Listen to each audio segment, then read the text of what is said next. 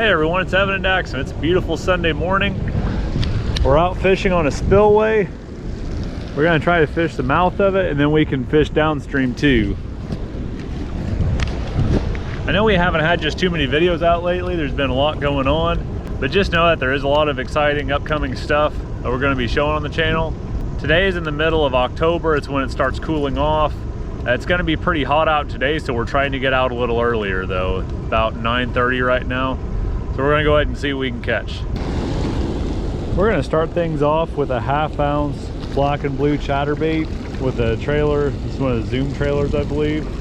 We're just gonna toss right in the mouth of the spillway.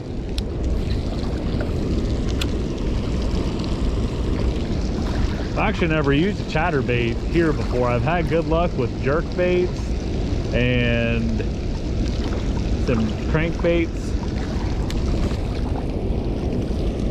I think we're gonna have to go up to the spillway a little closer.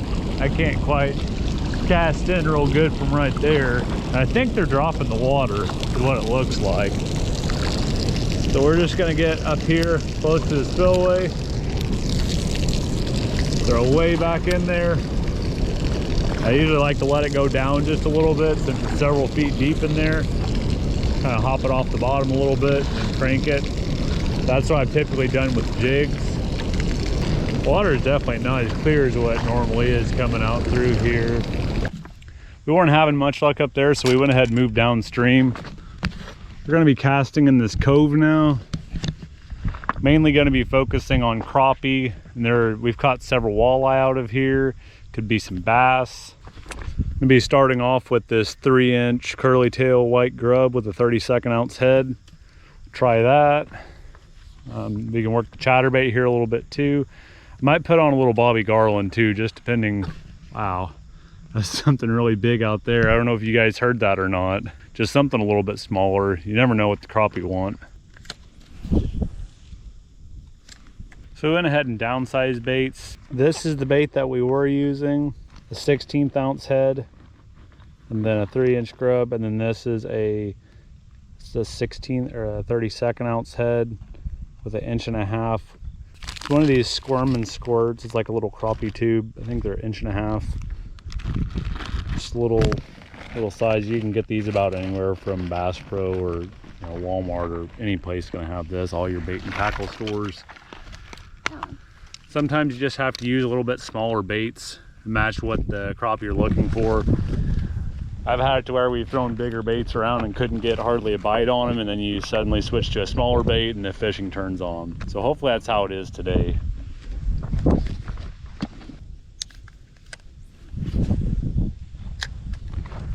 With these light baits, you're going to want to fish them pretty slow. You can move them around. I like just hopping them just a little bit and letting them sink. The water's really stained out here too. It's normally a lot clearer than this. And I wasn't videotaping. I turned it off right before that cast. Daddy. What? Hey, I'll put him back. So literally the first cast I turn off, I catch this little bass. I cast one more time and then there he is. Daddy, can I put him back? Yeah, you can go up to the water and put him back.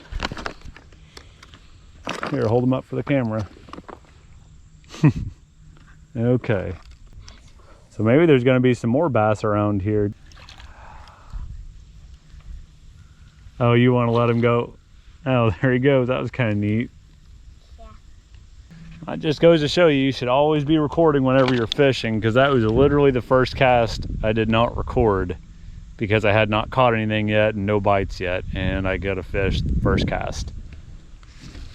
Even though it wasn't a big fish or anything, I was probably 9 or 10 inches or so. We'll keep on moving around. Might try a couple other baits, try to find them. Thing is with bass, they don't really school, so just because we caught something there, it doesn't really mean a whole lot. That could just be a lone bass running around.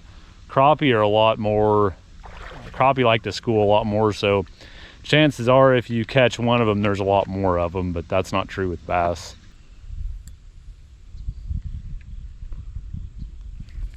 Oh, got him. Oh, that's a good fish. I'm all healing. Oh man. Hi, Kyle. Is that a bass? You reeled, Daxton, real good. Yep. Oh, that's a buffalo. Oh, cool. Oh, Or no, a drum. No, yeah, it's a drum. let's keep it. Okay. Huh. Cool. I haven't got a drum in a while. Have you, Daxton? No. That's pretty neat. That's our first drum of the year, I think, maybe. It'd be awesome. I think we're gonna go ahead and take him home and keep him. You want to put him in the cooler, Daxton? Yeah, but you have to go up to the place. And Daxton's gonna show you how to cast the big 7-foot catfishing rod. That's a pretty good cast, Daxton. Yeah. That's Daxton showing how to cast a bait caster, a 7-foot long rod. That's the big drum he got. What do you think of the drum, Daxton? It's pretty neat. It's this long.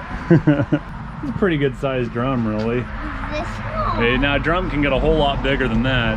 That's Yeah, probably a good 12 inches or so. They can get like that big. Yeah, we've never caught Let one me that have big. you. So we're back at the house now. We've caught several drum before, but we've never done a catch and cook on one. We've actually never had drum. So drum are kind of an interesting fish. I've heard kind of good and bad things about them. Most people say they're pretty good though, from what I've heard. And this is a decent size and we should get a couple good flays off of it.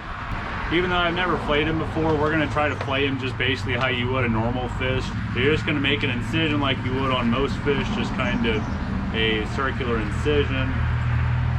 Go down to the backbone, then you're going to want to follow that down.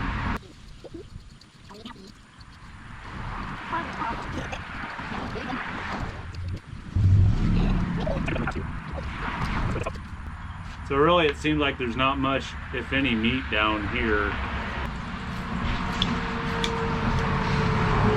But as you can see, there's one flay. It's pretty good size. So here's the 2 flays after we cleaned up. We're going to try something a little bit different. We're going to just put some butter in a pan and turn the pan on and just try to fry them without any breading. And just turn this to a lower heat.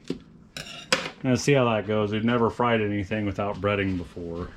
Butter should be nice and hot now. One way to check is if you have just a little bit of water you can get from the faucet, drip it on, it should be kind of sizzling. So for seasonings, put some salt in the butter. And some pepper. Just a little bit of seasoned salt. And then I like this Frank's Red Hot Buffalo Ranch sauce. But again, just a little bit of it. It's kind of spicy and you don't want to drown out the taste of the fish. I just think it really helps it. So we're going to go ahead and lay the flays in. Now one, we just scaled it. So we're going to go ahead and put that scale side down. Yep. It's really curling right away. And the other one, this is just a standard flay where we took the skin off. And that's going to be tough to cook that one with the skin on it, curled all up. I'll have to go ahead and, wow. That didn't really work how I thought it would. Guess we should have put maybe the other side down first. I did not know it was going to curl that bad. This one looks to be done.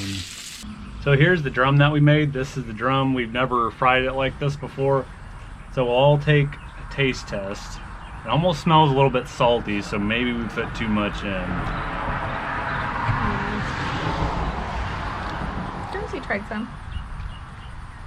That's pretty good. I like it cooking it that way. How'd you cook it? Which one has the skin on it? So this drum is pretty good. If anyone's wondering how drum tastes, definitely recommend it, especially on the smaller ones.